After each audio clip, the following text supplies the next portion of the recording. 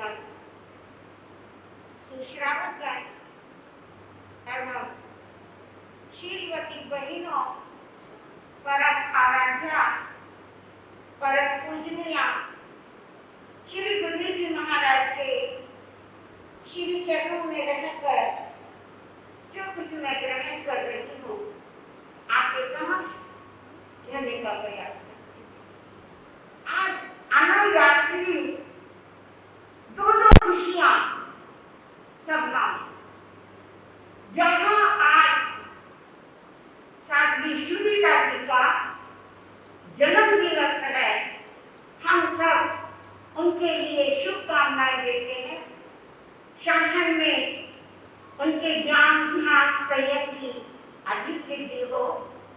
तो दूसरा कारण, कितने लंबे समय के पश्चात आज मुझे ऐसा लग रहा है जैसे मेरे बराबर में हिमालय पर्वत हो और हिमालय पर्वत की तलहटी में एक छोटी सी झोपड़ी हो और आज उस झोपड़ी में एक चिराग जला। आज उस झोपड़ी में प्रकाश हुआ हो, श्री गुरु जी महाराज बराबर में बैठे हो। हर रोज सुनीता जी मुझे वंदना करके प्रवचन आरंभ करते हैं और मैं प्रत्येक को श्री गुरु जी महाराज को ढूंढती हूँ कि अगर गुरु जी महाराज हो तो मैं भी उन्हें वंदन करके अपना विषय आरंभ करूं। आज सभा में युवकों के लिए बड़ी प्रेरणा, बड़ा ओजस्वी प्रवचन साध्वी सुनीता जी ने करवाया। बंधुओं, आज शासन को, संघ को, देश को, समाज को जागृत होने की वास्तव में जरूरत है। अगर मैं अपने विषय पर आकर ये सोचूं कि आज मूलभूत आवश्यकता क्या है, हाँ जी, ये लाइन कट तो जाएगी मुझे पता, जब इस प्रवचन की एडिटिंग होगी ना, ये बात उसके अंदर नहीं आएगी, इसलिए थोड़ी देर मैं अपने भाइयों से बात करूं। हमारी मूलभूत आवश्यकता है रोटी, कपड़ा और मकान। मैं आज से बहुत पुरानी फिल्म की बात नहीं कर रही, ये हमें इकोनॉमिक्स में पढ़ाया गया कि इंसान को पेट भरने के लिए रोटी मिल जाए, तन की लाज छिपाने के लिए कपड़ा मिल जाए और रात को सर छिपाने के लिए एक मकान की छत मिल जाए। बस हमारी आवश्यकताएं पूरी हो गई। लेकिन आज हमारे युवा और युवा के साथ साथ मैं थोड़ी सी बात सोचती हूँ, क्या बुजुर्गों को चैन आ गई? क्या बुजुर्गों को धन की जरूरत नहीं है? शायद 10 बजे तक 11 बजे तक बेटा तो अभी घर में है, लेकिन बूढ़ा बाप, हाँ जी, हेलो, वो चाहे टांग ना चलती हो। एक बहन से मेरी बात हो रही थी, मैंने कहा श्रावक जी नहीं आते? वो कहने लगी श्रावक जी की टांग में अभी दर्द बहुत है, चला नहीं जाता। तो मैंने पूछा फिर वो सारा दिन घर में रहते होंगे? नहीं, अपने बेटे से पहले वो फैक्ट्री जाते हैं, वो फैक्ट्री खोलते हैं और जब 12-1 बजे तक बेटा जाता है, वो 3-4 बजे तक लौट कर आ जाते हैं। महाराज जी, आपको तो पता ही है, फिर घर में पड़े पड़े दिल तो नहीं लगता ना। माना कि घर में पड़े पड़े दिल नहीं लगता। जो प्रधान जी ने इतनी बड़ी स्थान खोल रखी है, नीचे भी व्यवस्था, ऊपर भी व्यवस्था, और ऊपर आ जाओ तो हमारी मंजिल में भी व्यवस्था। लेकिन महाराज जी, आपके पास आकर आपने क्या सिखाना है? नौपाठ सिखाना है, प्रतिक्रमण सिखाना है, 25 बोल सिखाना है। आपको कोई इनको सीखने की उम्र है? हाँ जी प्रधान जी, अब किस चीज की उम्र है? महाराज जी, आपका वायदा हुआ था, आप हमें लैंडर फाड़कर क्या दोगे? है? देखो, अगर लैंडर का नुकसान हुआ मेरी जिम्मेवारी है, फिर मिस्त्री बुलवाते रहना, स्थानक का रिपेयरिंग कराते रहना, मैं तो क्षमाक्षम बरसा दूंगी। चलो आज बरसाते हैं। जैसे आज हमारा युवा वर्ग समाई कर रहा है, हमारे मन को आज अत्यंत प्रसन्नता हो रही है, क्योंकि मैं कुछ भाइयों की शक्लें भूल सी गई थी। शक्लें क्या भूली, मैं तो उनके नाम भी भूल गई। चलो आज उनकी शक्लें देखने को मिली और मैं उनको प्रेरणा दूंगी। हर रोज अपने जैन स्थानक में ज्ञान गंगा प्रवाहित हो रही है। फैक्ट्रियां सदा खोलनी है, दुकान सदा खोलनी है, लेकिन ज्ञान गंगा में गोता कभी कभी लगेगा। प्रवचन में आओ और प्रवचन सुनकर अपनी आत्मा को पवित्र करो। ऐसे ही इस भारत भूमि पर योगेश भाई, आपको उस दिन देखा था जिस दिन प्रवेश हुआ, और मैंने भी पक्का नाम याद कर लिया कि जब मिलेंगे तब कहूंगी कि भाई बस लाने की ड्यूटी थी, यहाँ आने की भी आपकी ड्यूटी बनती है, कल से मिस नहीं करना। मंदिरों में सत्संग हो रहा था, ढोल मंजीरे बज रहे थे। हाँ कुणाल भाई, उसमें आप भी थे, भजन गाने में आप भी थे। ऊपर बैठे हुए विष्णु जी महाराज बड़े प्रसन्न हुए। वाह भाई वाह, इस मृत्यु लोक में मेरे नाम का कितना डंका बज रहा है। कोई मंदिर हो, शिव जी का मंदिर हो, खाटू श्याम का मंदिर हो, और कौन कौन से मंदिर होते हैं, चलो जैन मंदिर भी हो, और जो भी मंदिर हो, राम का, कृष्ण का, सब मंदिरों के अंदर भक्ति हो रही है, आरतियां हो रही है, घंटियां बज रही है, फूल चढ़ाए जा रहे हैं, दीप प्रज्वलित हो रहे हैं। मंद मंद विष्णु जी मुस्कुरा रहे हैं, विशाल भाई, और ये मुस्कान सहन नहीं हुई पूजा बहन से। पूजा बहन सोचने लगी, वैसे तो विशाल भाई मुस्कुराते हैं, आज विशाल भाई मुस्कुरा रहे हैं, आज विष्णु जी मुस्कुरा रहे हैं, जरूर कोई राज है। लक्ष्मी जी ने विष्णु महाराज से पूछा, क्या बात है, वैसे तो आप कभी मुस्कुराते हैं, आज आप क्यों मुस्कुरा रहे हैं? विष्णु जी ने लक्ष्मी जी को पास बुलाया। लक्ष्मी जी पांव दबाते हुए छोड़कर विष्णु जी के पास आई, कहने लगी, देखो नीचे देखो, क्या नजारा, क्या भाव भक्ति उमड़ रही है लोगों की। हर कोई व्यक्ति मेरा गुण कीर्तन कर रहा है। जैसे ही विष्णु जी महाराज ने कहा, इन औरतों की मुस्कुराहट में भी एक राज होता है, और ये मुस्कुराहट किसी ने पचा ली तो आपकी बल्ले बल्ले। और आपने अगर उस मुस्कुराहट के साथ, हाँ जी कुणाल भाई, तर्क वितर्क किया ना, खतरे में जान पड़ गए। विष्णु महाराज से रहा नहीं गया, शायद मेरी आवाज उन्होंने सुनी नहीं होगी, नहीं तो मैं विष्णु महाराज को कहती, औरतों के साथ मत उलझना। अब विष्णु जी महाराज कहने लगे, लक्ष्मी जी, मैंने बात कही और आप थोड़ा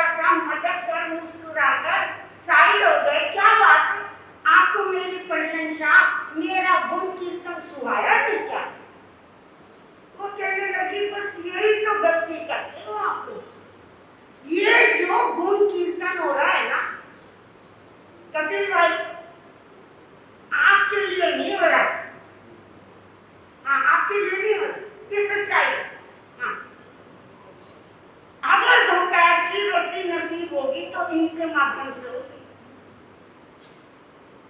लक्ष्मी जी कहने लगी, ये गुण कीर्तन आपके कारण नहीं हो रहा, ये गुण कीर्तन तो मेरे कारण हो रहा। ऐसे कैसे हो सकता है? कहते नहीं हो सकता तो आत्मा कर देख लो। विष्णु जी महाराज ने लक्ष्मी जी की भ्रांति तोड़ने के लिए अपना रूप बदला, एक साधु जी का वेश बनाया और मृत्यु लोक में आ भजन गुनगुना रहे हैं, राम का नाम ले रहे हैं, गली गली मोहल्ले मोहल्ले गुण कीर्तन करते हुए जा रहे हैं। उसी हैबोवाल में आ गए। हैबोवाल में जब आए तो वहां पर राजीव भाई टकरा गए और राजीव भाई के साथ पंकज भाई भी थे। उन्होंने महाराज को देखते ही दीवार सभाई, हाथ जोड़े, प्रणाम किया। महाराज भूपेश्वर, यहाँ ऐसे कैसे घूम रहे हो? अरे बच्चा, हम तो रंगते जोगी हैं, हम तो जगह जगह घूमते हैं, भगवान का नाम लेते हैं, भजन कीर्तन करते हैं, हमारा तो बस यही काम। उस सेठ ने सोचा, इतना अच्छा साधु, अगर ये हमारे यहाँ रुक जाए, कहाँ रुक जाए? हैबोवाल, देखो गलत बात मत करो। हैबोवाल में हम रुके हैं ना, फिर तुम दूसरे को कैसे डरा रहे हो? अब ये 5 महीने के लिए हमारी जगह है, आप हमारे मेहमान हो, हम मेजबान हैं और हमने आपको आमंत्रित किया, आप तो हमें निकालने को रे, ऐसे कैसे होगा? उस सेठ ने महाराज से कहा, महाराज मेरी एक हवेली है, उस हवेली में आप ठहर जाओ। आप वहां ठहरोगे, नगर के लोगों को सत्संग का लाभ मिलेगा, भजन कीर्तन का लाभ मिलेगा, भजन संध्या का लाभ मिलेगा, आपके चरणों में बैठेंगे, रामायण सुनेंगे। क्या सुनेंगे? रामायण तो सुनेंगे। महाभारत सुन लिया क्या? नहीं, महाभारत नहीं, बस रामायण सुनाएंगे और कोई उपनिषद सुना देंगे, कोई वेद मंत्र सिखा देंगे। महात्मा जी तो चाहते यही थे कि कोई एक बार झूठे से विनती करे तो सही, हम तो डर जाएंगे और हम दिखाएंगे कि इस मृत्यु लोक में जो धर्म ध्यान हो रहा है वो मेरे कारण हो रहा है। अच्छा बच्चा, हम किसी की भावना को नहीं मोड़ते, हम किसी का दिल नहीं दुखाते, लेकिन याद रखना चातुर्मास है। हम जिस मकान में ठहरेंगे वहां 4 महीने ठहरेंगे। हाँ जी, मंजूर कर दो सही? नहीं, वो तो 5 महीने, लेकिन कहलाता तो चतुर्मास है ना, पंचमास थोड़ी कहलाता। सेठ जी कहने लगे, महाराज अरे आप जैसे रमते जोगी के लिए क्या 4 महीने, क्या 8 महीने, आप सारी उम्र उस हवेली में रहो, हमारे तो फायदा ही फायदा है। साधु जी महाराज मन ही मन मुस्कुराने लगे। हर रोज भजन कीर्तन होता है, भजन संध्या होती है, सुबह सत्संग सभा लगती है, सारी जनता सराबोर हो रही है, गली के अंदर भीड़ लगी रहती है। ऊपर बैठे बैठे लक्ष्मी जी के तो खा जाओगे। ले भाई, मृत्यु लोक में जाकर विष्णु जी महाराज मुझे बिल्कुल ही भूल गए। उन्होंने वेश बनाया एक सन्यासिनी का, वो भी चली आई हैबोवाल की गलियों में, मंजीरे बजा रही है, गीत गा रही है, और उसी गली में से निकली जिस गली में सूरजमल सेठ का घर था। जिस सूरजमल सेठ ने उस सन्यासी को अपनी हवेली दी थी, उसी गली में आ गए। भजन गाते गाते अभी सेठ बाहर निकला था सत्संग भवन में जाने के लिए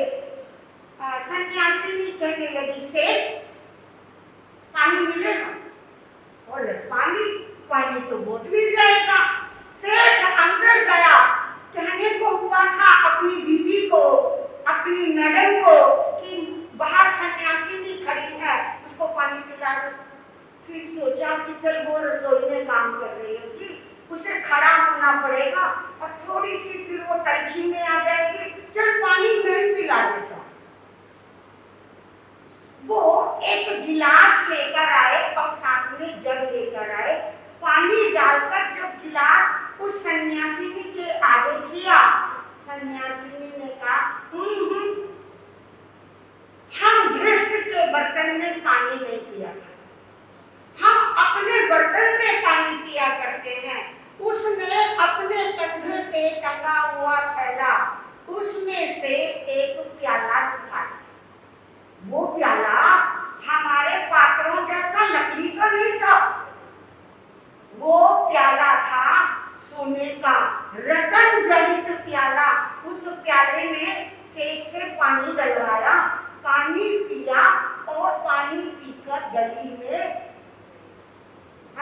भूपेश भाई हमें तो है फेंकू, किधर फेंकू? उधर या इधर फेंकू, किधर?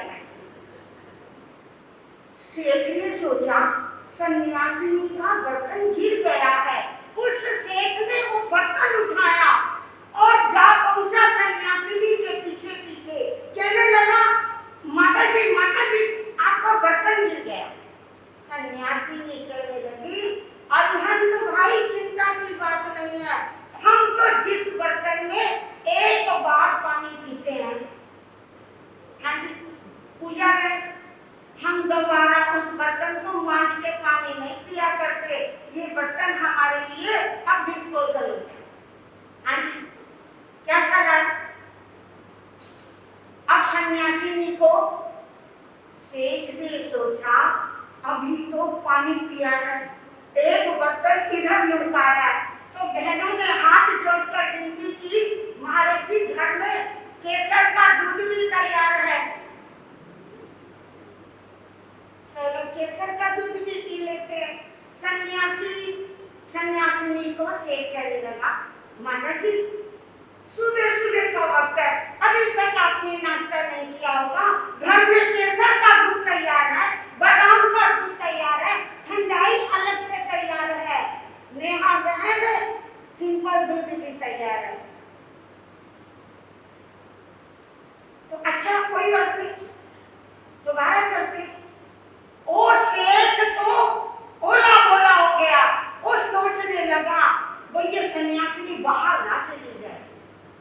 घर की औरतों को इशारा दिया, इसे बातों में उलझाए। घर की औरतें हाथ जोड़कर खड़ी हैं, प्रणाम कर रही हैं, वंदना कर रही हैं, और सेठ केसर का दूध प्याला भरकर लेकर आए। लो माता जी। माता जी ने थैले में से एक एक प्याला और निकाल लिया, क्या कमी है यहाँ पर, और एक प्याला और निकालकर सेठ की तो आंखें चकाचौंध। क्या वो प्याला है, सोने का प्याला, उसके ऊपर रतन जड़े हैं, क्या उसकी चमक है, क्या रोशनी है। लो माता जी दूध लो। सन्यासिनी ने प्याले में दूध लिया, दूध पिया, और वो प्याला, चलो पकड़ो, कैच करो,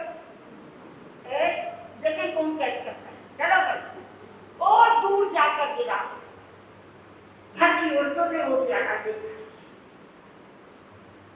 माता जी देखो, खाने का टाइम है, खाना तो खाओगे, और खाने के टाइम पे ऐसे कोई भूखा घर से थोड़ी जाता है, चलो खाना भी खाएंगे, लेकिन सेठ याद रखो, हम अपने बर्तनों में ही खाना खाएंगे। ठीक है माता जी, जैसी आपकी इच्छा, आपको जो ठीक लगे आप वो करो, हम आपको मजबूर नहीं करेंगे। खाना खिलाया जा रहा है, भांति भांति की सब्जियां हैं, तरह तरह के रायते बनाए जा रहे हैं, रोटी परोसी जा रही है, चावल परोसे जा रहे हैं, और वो सारे बर्तन, हाँ जी, चलो आगे आगे आगे बढ़ दीजिए, आगे आगे बढ़ दीजिए। सन्यासी भी जाने लगी। सेठ कहने लगा, माता जी कहाँ जाओगे? जाएंगे कहाँ? अपना कोई जगह तो बनाएंगे। तो आपको जगह बनाने की आपको क्या जरूरत है? हाँ जी, आपको जगह ढूंढने की, जगह तलाश करने की आपको कोई जरूरत नहीं है। मेरे यहाँ एक बहुत बड़ी हवेली है, वहां पे वातानुकूलित कमरे हैं। गर्मी की जगह आपको गर्मी नहीं लगेगी, सर्दी के समय पर आपको सर्दी नहीं लगेगी। हर तरह का बंदोबस्त मेरी हवेली। चलो दिखाओ। सेठ सन्यासिनी को अपनी हवेली में लेकर जा रहा है। वहां सामने पाठ के ऊपर बैठे हुए सन्यासी जी प्रवचन फरमा रहे हैं। सन्यासी जी कहने लगी, सेठ ये क्या, तुम जो हमें मकान दिखा रहे हो, इस मकान में तो साधु जी पहले विराजमान है। देखो महाराज, ये विषय आपका नहीं है, ये हवेली मेरी है, मेरी मर्जी। मेरी हवेली में साधु ठहरेगा या साधु से आकर वो सेठ कहने लगा, महाराज खड़ा हो गए, अब तू अपना काम कर।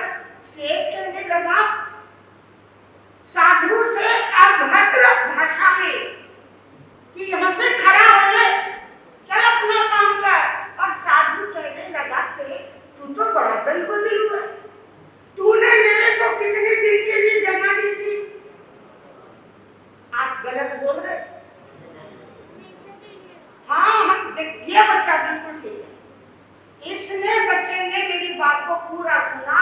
उसने सेठ ने कहा, सारी उम्र वहां रह जाओ, वहां स्थिर वर्ष करो, मुझे क्या जरूरत है? वो मकान खाली पड़ा है, आपके आने से वहां पर रौनक लगेगी, सत्संग लगेगा और आज से तुम बदल दो। देख देख महाराज, तू ठहरा मलंग, तू ठहरा साधु, तू आदमी की जान किसी पेड़ के नीचे भी ठहरेगा तो वहां ठहर सकता है, लेकिन इस मकान में कौन ठहरेगा? देखो एक बार में बोलो, ऊंची आवाज में बोलो, कौन ठहरेगा? बदल मत जाना। साधु ने अपना आसन उठाया, अपनी पुस्तकें उठाई, घर से बाहर निकला और एक मकान के पीछे गए, अपनी लीला समेटी और जादू मंत्र या उड़न छू। परवेश भाई जरा दिल थाम के, वो सन्यासी भी कहने लगी, से ये क्या, मैं आई तो तूने साधु को रफा दफा कर दिया, लेकिन मैं तेरा कैसे विश्वास करूं कि आज तू मुझे इस मकान में जगह दे रहा है? अगर कोई और सन्यासी और कोई सन्यासिनी आ गई तो तू मुझे घर से बाहर नहीं निकालेगा। सेठ माथा टेक कर लेट गया, लंबा पड़ गया और कहने लगा, सन्यासिनी जी मैं आपको कहीं नहीं जाने दूंगा, आप यहीं विराजो। लेकिन सन्यासिनी ने अपने थैले को कंधे पर डाला, घर से बाहर आई और कहने लगी, सुजा सुध पाई नहीं, सुजा सुध पाई नहीं, घर आए भगवान, दुविधा में दोनों गए, माया मीना।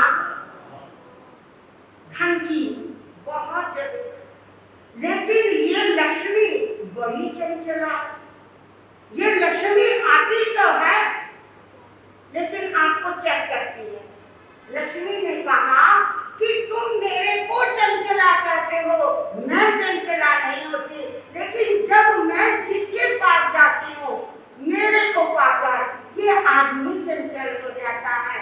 इस संसार में जीने के लिए, रोटी के लिए, कपड़े के लिए, मकान के लिए, उन तीनों की बातें की पूर्ति करने के लिए पैसा बहुत जरूरी है, पैसा बहुत जरूरी है। और इसी पैसे को कमाने के लिए आज हर युवा की जी तोड़ मेहनत करता है।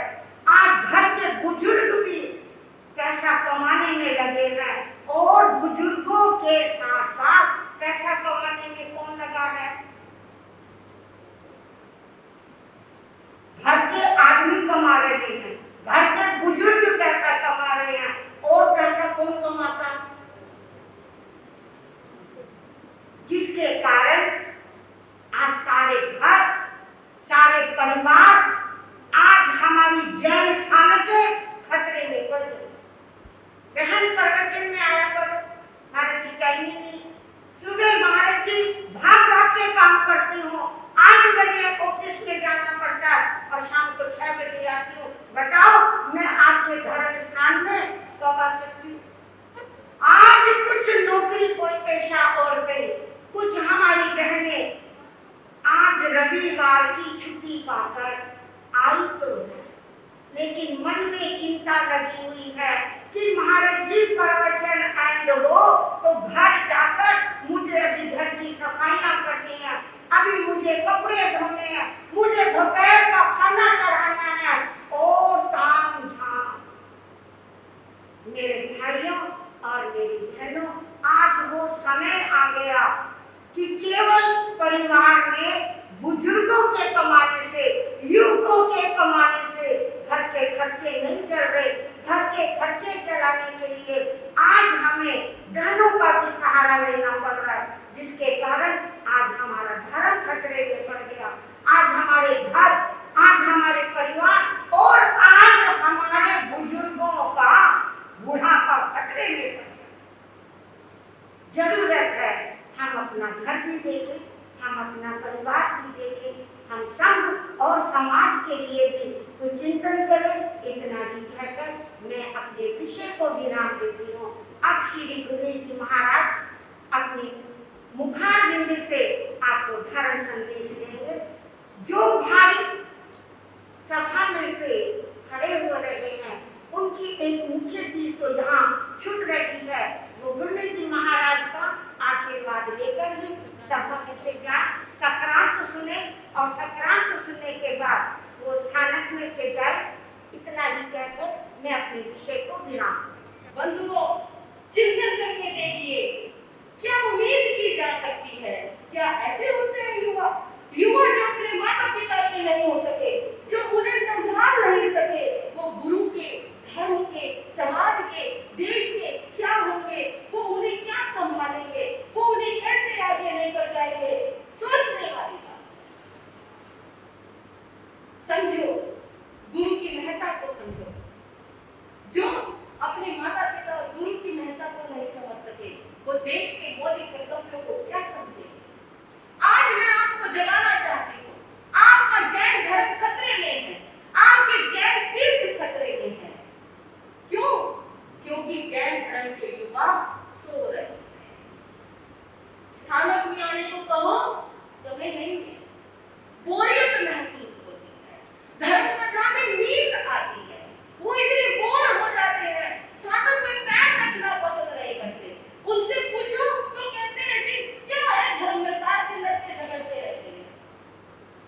लड़ाई झगड़े बाहर नहीं होते, जहाँ लड़ाई झगड़े होते हैं वहां आप नहीं जाते क्या? बंधुओं, सारी जगह जाते हैं, लेकिन धर्म के नाम पर हम तरह तरह के बहाने बनाने शुरू कर देते हैं। प्रवचन सभाओं में यदि देखा जाए, अक्सर 50-60 साल के प्रौढ़ व्यक्ति बैठे हुए थे, कोई भी काले बालों वाला व्यक्ति नहीं मिलता, और जिसके काले बाल होंगे ना वो भी 50-60 साल का मिलेगा। लेकिन आज आपको विशेष बुलाया गया है ये बताने के लिए, ये समझाने के लिए कि युवाओं का भी कुछ कर्तव्य होता है। आप में जोश है, आप में होश है, आप वो कर सकते हो जो कोई नहीं कर सकता। सोचो ऐसा कब तक चलेगा? भगवान महावीर का शासन बूढ़े कंधों पर कब तक चलेगा? हर रोज साधु साध्वी की बिहार में दुर्घटना सुनने को मिलती है। आज उस साध्वी का एक्सीडेंट हो गया, आज उस साधु का एक्सीडेंट हो गया। ये साधु साध्वी समाज की अनमोल धरोहर है, जिनको आप दीक्षा देते हैं, लाखों करोड़ों रुपयों का पैसा लगाकर एक साधु साध्वी का निर्माण होता है, और उस साधु साध्वी के साथ यदि समाज में कोई दुर्घटना होती है, उसका जिम्मेदार कौन है? आज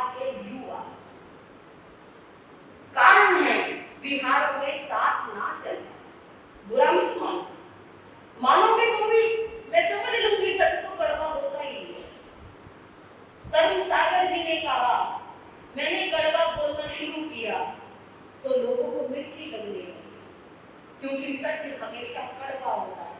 भगवान महावीर ने सत्य बोलना शुरू किया तो लोगों को अच्छा नहीं लगता। कहते हैं भगवान महावीर की वाणी गले से नीचे नहीं उतरती, लेकिन जिस दिन भगवान महावीर की वाणी गले से नीचे उतर गई ना, समझ लेना उसी दिन हमारी आत्मा का कल्याण हो जाएगा। एक साधु के साथ बिहार में 50-100 लड़के हैं, भाई बहन हैं, लेकिन एक साध्वी विहार करती है तो कोई नहीं। क्यों नहीं होता? क्या साधुओं को सुरक्षा की ज्यादा जरूरत है? क्या साध्वियों को सुरक्षा की जरूरत नहीं? ये मैं बात आपकी समाज के लिए नहीं कह रही। आपने तो गुरुदेव जी महाराज का विहार अम्बाला से ही करवाना शुरू कर दिया था। ये बात मैं उन लोगों तक पहुंचाना चाहती हूँ, क्योंकि मेरे सामने ये कैमरा है। ये बात मैं इस कैमरे के माध्यम से उन सभी युवकों तक पहुंचाना चाहती हूँ जो आज भी सोए हुए हैं, आज भी तेर मेर में बंधे हुए हैं, आज भी ये सोचकर विहार कराते हैं किसका करवाना है, किसका नहीं करवाना है। बंधुओं, सुरक्षा किसे चाहिए? हम किसकी सुरक्षा कर रहे हैं? अभी 5-6 दिन पहले एक दुर्घटना घटित हुई, जानते हो, सभी जानते हो। कर्नाटक में जैन मुनि कान कुमार जी का मर्डर हुआ। कितनी घिनौनी बात है। जानते हो वो हत्या कैसे हुई? पहले कान कुमार मुनि जी को किडनैप किया गया, फिर उन्हें करंट लगाकर टॉर्चर किया गया, उसके बाद उनके शरीर के 9 टुकड़े किए। आज तक ये घटना लड़कियों के बारे में तो सुनी थी, चलो लड़कियों के साथ जो होता था उसके पीछे कोई कारण था, वो भी गलत है, लेकिन एक मुनि तो अकिंचन है, त्यागी है। और ये वो मुनि थे जो कपड़े तक नहीं रखते, कमंडल तक नहीं रखते। ऐसे उस दिगंबर साधु के साथ कितने निर्मम हत्या, 9 टुकड़े करके उनके शरीर के एक बोरवेल में नाले में फेंक दिया। क्या ये जैन समाज पर एक कलंक नहीं? फिर क्या हुआ? 5, 6, 10, 12, 15 दिन जैनी मिले और हंगामा किया और जाकर सरकार को ज्ञापन सौंपाए। चुप होकर बैठ गए कि हमने तो सरकार को एक ज्ञापन सौंप दिया, बात खत्म। बंधुओं, ये भी किनको फर्क पड़ा? जो उनके संप्रदाय के साधु साध्वी थे उनको फर्क पड़ा, लेकिन अब अन्य संप्रदाय के साधु साध्वियों को, युवकों को, समाज को, चतुर्विद संघ को क्या फर्क पड़ा? आपको कुछ फर्क पड़ा? अन्य क्षेत्रवासियों को कुछ फर्क पड़ा? क्या साधु सिर्फ एक का होता है? साधु तो सबका होता है। वो आपके जीवन का निर्माण करता है, आपको धर्म सिखाता है, आपको जीना सिखाता है। लेकिन आपने क्या किया उन संतों के लिए? याद रखना, जो घटना आज कर्नाटक में घटित हुई है वो घटना कभी भी कहीं और भी घटित हो सकती है। फिर क्या करोगे? चिंतन करके देखो। पड़ोस में आग लगे तो सेठ अपने घरों तक भी आता है। क्या हो रहा है इस देश में? पहले समय शिखर जी पर कब्जा हुआ, लोगों ने आंदोलन प्रदर्शन किए, लेकिन उसमें आपकी सहभागिता कितनी थी? हम श्वेतांबरियों ने ये सोच लिया समय शिखर तो दिगंबरों का है, समय शिखर तो मूर्ति पूजकों का है, वो आंदोलन करेंगे उसके लिए, हम क्यों करें? कब तक इस संप्रदायवाद में, पंथवाद में बने रहेंगे? देश में मुट्ठी भर जैन है, 40 लाख की संख्या भी नहीं है जैनियों की, और कईयों के पास तो सिर्फ लेबल लगा हुआ है जैन का, और वो मुट्ठी भर जैन की संप्रदायों में, गच्छों में, टोलों में बड़े बड़े। चिंतन करके देखो क्या होगा आने वाली पीढ़ी का। आज जो घटना घटित हुई वो कल यहाँ पर भी हो सकती है। बाद में फिर पुण्य स्मृतियों पर पैसा खर्च करते रहो, कोई फायदा नहीं होगा।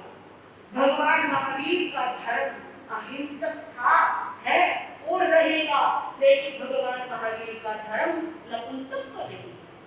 भगवान महावीर का धर्म शूरवीरों का धर्म था, भगवान महावीर का धर्म कायरों का धर्म नहीं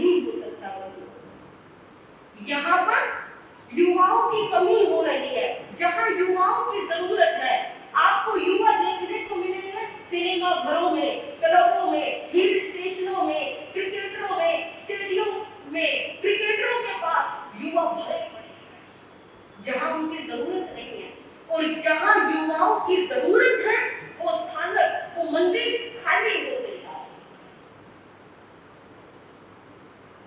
कमाल तो तब लगता है जब क्रिकेटर की चोट से ज्यादा अफसोस, जब एक क्रिकेटर को चोट लगती है ना, उस चोट का जितना अफसोस होता है उतना अफसोस एक सैनिक की शहादत पर भी नहीं होता। क्रिकेटर को जरा सी चोट लग जाएगी, सोशल मीडिया सारा अफसोस जताना शुरू कर देगा। एक संत की हत्या हो गई, एक सैनिक शहीद हो जाता है, उस पर किसी को अफसोस प्रकट करने का समय नहीं मिलता। धर्म और संत से तो रिश्ता खत्म होता जा रहा है। जैन समाज का युवा इतना शांत कैसे हो सकता है? आपके तीर्थ खतरे में पड़ रहे हैं, कहीं ऐसा ना हो हमारा अस्तित्व भी खतरे में पड़ जाए। बंधुओं, वक्त आ गया है तेर में राग द्वेष छोड़कर महावीर का नाद पूरी दुनिया में गुंजाने का वक्त आ गया है। भगवान महावीर ने यदि हमें शांति का संदेश दिया तो भगवान ऋषभ देव ने हमें असी का संदेश भी दिया है। अपने अंदर भगत सिंह, सुखदेव, रानी लक्ष्मीबाई, शेर सिंह जैसी क्रांति पैदा करो, तभी आप युवा कहलाने के लायक बन सकोगे। बंधुओं, चिंतन करके देखो, आज मैं सोचती हूँ कि मोदी सरकार इतनी कमजोर कैसे हो सकती है? जिस देश को ऋषि मुनियों की भूमि कहा जाता है, उस देश में अकिंचन त्यागी जैन संत के 9 टुकड़े कैसे हो सकते हैं? जहां मोदी के शासन में संत साध्वी अपने आप को सुरक्षित महसूस करते हो, वहां एक मुनि की इतनी निर्मम हत्या कैसे हो सकती है? इसका एक ही कारण है हमारा बटा हुआ जैन समाज। हम तेल मेल में लगे रहते हैं, अरे दिगंबरी है कोई बात नहीं। नहीं बंधुओं, वक्त आ गया है एक हो जाने का, वक्त आ गया है सारी जैन समाज को एक होने का। भले ही हमारे पंथ अलग अलग हो, लेकिन हमारे महावीर एक है, चतुर्विध संघ एक है, और जहाँ एकता होती है वहीं पर जागृति आती है। कब तक सोते रहोगे? कथाओं में आओ, धर्म को संभालो, गुरुओं को संभालो, नहीं तो 10 साल के बाद ये स्थानक शुद्ध हो जाएगी। जिन स्थानकों के लिए, जिन मंदिरों के लिए आज हम लड़ते हैं, झगड़ते हैं, 10 साल बाद उन्हें संभालने वाला कोई नहीं बचेगा। याद आती है मेरे बात, जब वत्सु कुमार मुनि के सिर पर अंगारे रखे गए और उनकी हत्या हो गई। उस समय श्री कृष्ण महाराज ने सोचा था, मेरी पुण्यवाणी क्षीण होती जा रही है। जिस नगर में मुनि के साथ ऐसा दुर्व्यवहार हो, उन लोगों की पुण्यवाणी क्षीण हो जाती है। तब उन्होंने सोच लिया था, भगवान से पूछा, मेरी नगरी का विनाश कैसे होगा? और बंधुओं, वर्तमान में बाढ़ आना, पानी की प्रलय होना और भूकंप आना, ये भी पुण्यवाणी शीलता का भी प्रतीक है। भारत की पुण्यवाणी भी कमजोर होती जा रही है, क्योंकि वहां पर धर्म घटता जा रहा है और पाप बढ़ता जा रहा है। उनको, अपने गुरुओं को, अपने बुजुर्गों को, देश को, राज्य को संभालता है, उनके प्रति अपने कर्तव्यों को समझता है, वही युवा उत्तम कोटि का माना जाता है। इतना ही कहकर मैं अपने विषय को विराम देती हूँ। बोलिए भगवान महावीर स्वामी की। नमो अरिहंतानं, नमो सिद्धानं, नमो आयर्यानं, नमो विद्यायानं, नमो लोये सब साहुनं, नमो अरिहंतानं, नमो सिद्धानं, नमो आयर्यानं, नमो विद्यायानं।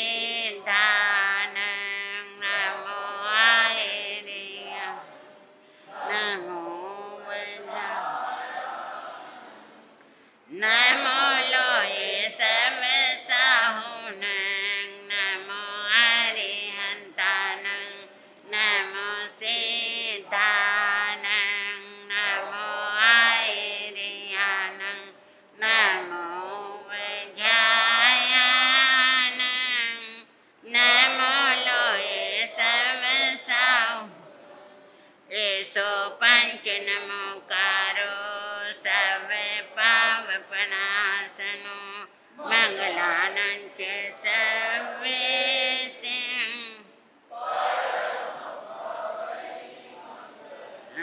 मंगलानंच सर्वेशं परमं हवै मंगलम्।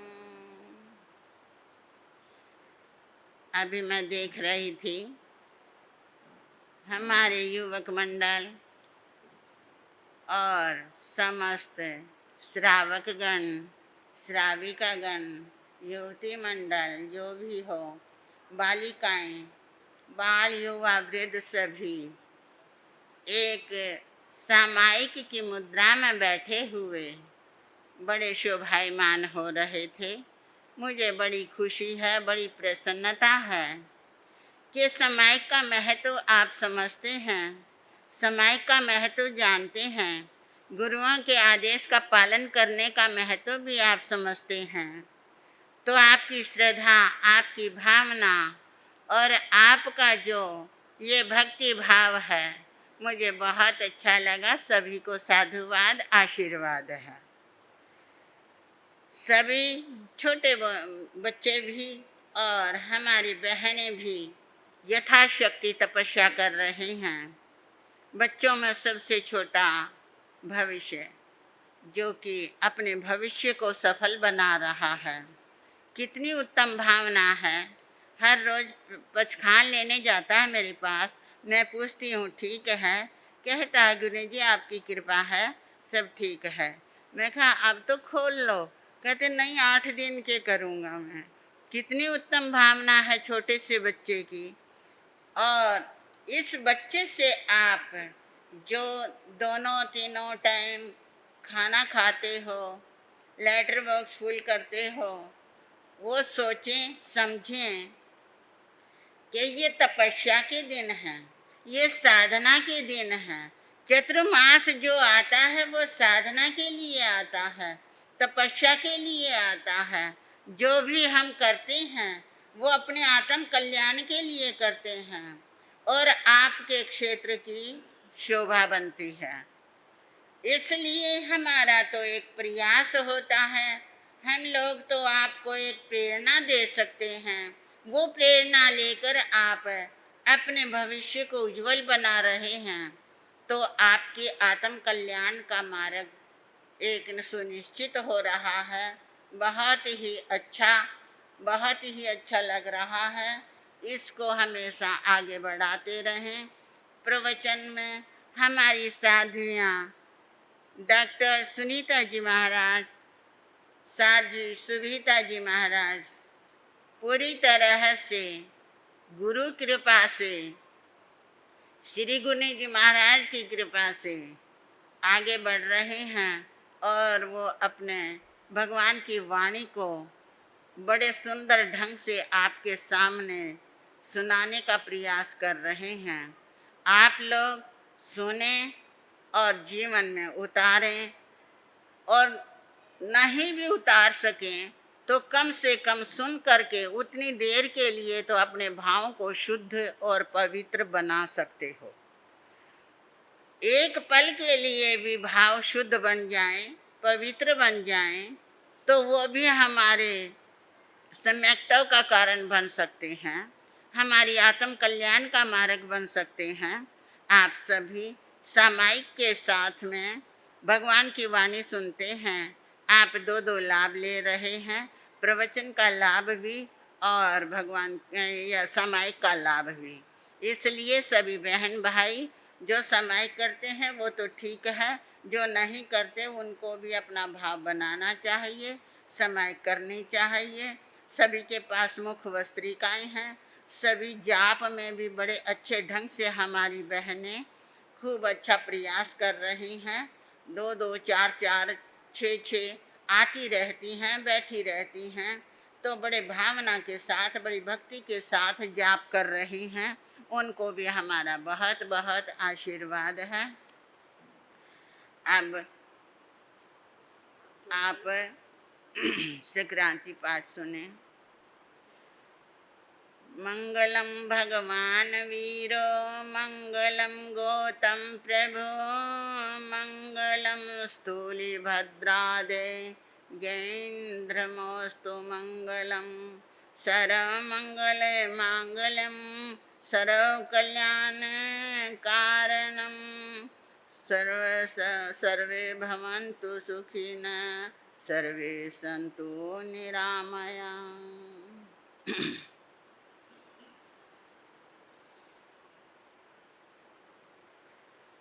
ओम पुण्यां पुण्यां प्रियंतां प्रियंतां भगवन्तो अरहन्ते सर्वज्ञा सर्वदर्शी न त्रिलोकनाथा त्रिलोक महिता त्रिलोक पूज्या त्रिलोकेश्वरवा त्रिलोक ज्योतकरा ओम ऋषभ अजित संभव अभिनंदन सुमति पदम सुपारस चंद्र प्रभु सुखदी शीतल श्रियांश वासु पूज्य विमल अनंत धर्म शांति कुंथु आरमल्ली मुनि सुव्रत नमिनेमि पार्श्व वर्धमानंता जिना शांता शांतिकरा भवन्तु स्वाहा। ओम मुनि प्रवरा रिपुविजयो दुर्भिक्ष कांतारेषु दुर्गमार्गेषु रक्षन्तु वो नित्यं स्वाहा। ओम हरिं श्रीं धृतिमति कीर्ति कांति बुद्धि लक्ष्मी मेधा विद्या साधन प्रवेश निवेश नेषु सुगृहीत नामानो जयतु तो जिनेन्द्राः। ओम रोहिणी प्रज्ञप्ति वज्र शंखला वज्रांकुशे अप्रतिचक्रा पुरुष दत्ता काली महाकाली गौरी गंधारी सर्वास्त्रा महाज्वाला मानवी वेरोट्या क्षुप्ता मानसी माँ मानसी षोडश विद्या देव्यो रक्षन्तु वो नित्यं स्वाहा। ओम आचार्योपाध्याय प्रभृति चातुर्वर्णस्य श्री श्रमण संघस्य शांतिर्भवतु तुष्टिर्भवतु पुष्टिर्भवतु। ओम ग्रहाश्चंद्र सूर्यांगारक बुध बृहस्पति शुक्र शनिश्चर राहु केतु सहिता सलोकपाला सोम यम वरण कुबेर वासवादित्य सकंद विनायकोपेता ये चान्य ग्राम नगर क्षेत्र देवता दयसते सर्वे प्रियंता अक्षीण कोष्ठ कोष्ठागारा नरपतश्च भवन्तु स्वाहा। ओम पुत्र मित्र भ्रातृ कलत्र सुहृत सौजन संबंधी बंधु वर्ग सहिता नितं चामोद प्रमोदकारिण अस्मेश्च भूमंडलायतन्यवासी साधु साध्वी श्रावक श्राविकानां रोगोपसर्ग व्याधि दुख दुर्भिक्ष दोर्मनस्योपशमनाय शांतिर्भवतु। ओम तुष्टि पुष्टि रिद्धि विरिद्धि मंगलोत्सवा सदा प्रादुर्भूतानि पापानि शमयन्तु दुरितानि शत्रुवः प्राङ्मुखा भवन्तु स्वाहा। श्रीमते शांतिनाथाय नमः शांति विधायिने त्रिलोकश्याम राजीश मुक्ताभ्यं चितांगरे शांति शांति करे श्रीमान शांति दिस्तु मे गुरु शांतिरेव सदा तेषां येषां शांतिर्गरे गरे उन्मृष्टिरिष्ट दुष्ट ग्रह गति दोषोपन दुर्निमित्तादि संपादित हित संपन्नाम ग्रहणे जयते शांते श्री संग जगद जगत जनपद राजाधिप रासन्निवेशानां गोष्ठी कोर्मुखानां व्याहरणेर्व्याहरे शांतिं श्री श्रमण संघस्य शांतिर्भवतु शांतिर्भवतु श्री पौर्जनस्य शांतिर्भवतु शांतिर्भवतु श्री जनपदानां शांतिर्भवतु शांतिर्भवतु श्री राजाधिपानां शांतिर्भवतु श्री रासन्निवेशानां शांतिर्भवतु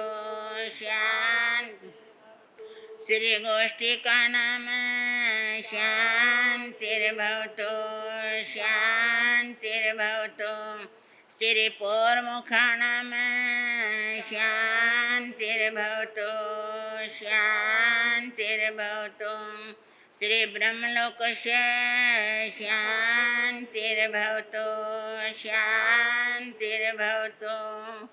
ओम स्वाहा ओम स्वाहा ओम श्री पार्श्वनाथाय स्वाहा। बोलिए चिंतामणि श्री पार्श्वनाथ भगवान की जय। 16 जुलाई 2023 रविवार का दिन, श्रावण की पहली है, कृष्णा चौदस है, यानी अंधेरी चौदस। कर्क राशि में सूर्य प्रवेश कर रहा है। संक्रांति जो है वो 45 मुहूर्ती है। इसको कर्क की संक्रांति कहते हैं। इसलिए पूरा महीना नमो अरिहंतानं, नमो अरिहंतानं, नमो अरि, इसकी माला करनी है। इन दिनों में थोड़ा सा ध्यान रखें, शूद्रों से और चोरों से सावधान रहें। तो इस तरह से ये संक्रांति का फल है। और एक और माला आप करते रहिए, वो हमारे जीवन को सुरक्षित बनाती है। एक सुरक्षा कवच आपको दे रही हूँ। ओम नमो भगवते, ओम नमो भगवते बोलो सभी। श्री पार्श्वनाथाय नमः। ओम नमो भगवते श्री पार्श्वनाथाय नमः। क्षेमं कराए, क्षेमं कराए, हरिं नमः।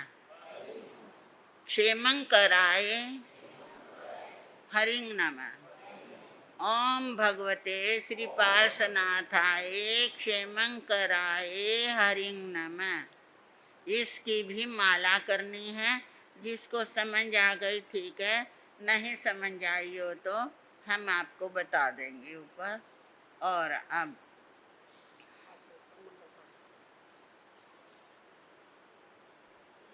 चैता भारं वासं चकवटी महेडियो संति संति करेलोए पतो गई मनोतरं।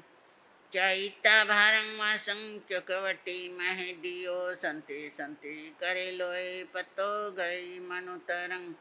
चैता भारं वासं चकवटी महेडियो संति संति करेलोए पतो गई मनोतरं।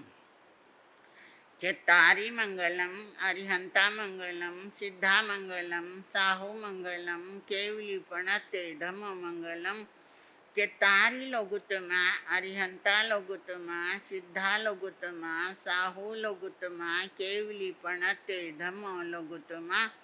चत्तारी शरणं पवज्यामि, अरिहंता शरणं पवज्यामि, सिद्धा शरणं पवज्यामि, साहू शरणं पवज्यामि, केवली प्रणते धम्मो शरणं पवज्यामि। अरिहंता जी का शरणा, सिद्धा जी का शरणा, साधा जी का शरणा, केवली प्रकृत दया धर्म का शरणा। ये चार शरण